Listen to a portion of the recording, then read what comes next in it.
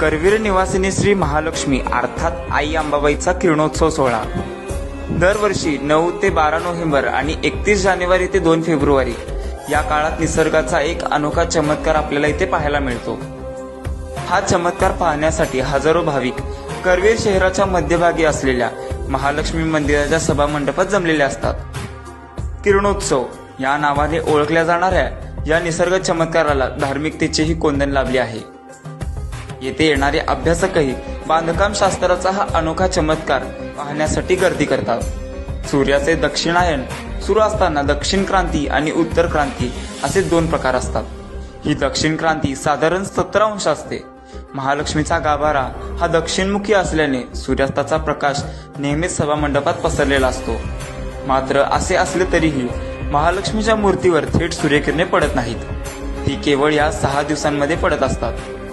सूर्यास्ताच्या वेळी सूर्याची किरणे पहिल्या दिवशी प्रथम देवीच्या पावलांवर पडतात, नंतर दुसऱ्या दिवशी ती किरणे मूर्तीच्या मध्यभागाकडे सरकतात आणि शेवटच्या 3ऱ्या दिवशी देवीच्या मुखमंडलावर पडतात। यावेळी महालक्ष्मीची अलंकार पूजा बांधण्यात येते।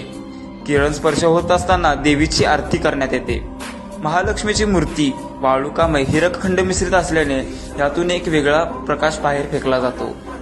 अशी अनेक कित्येक रहस्य या मंदिराशी जोडले गेले आहेत।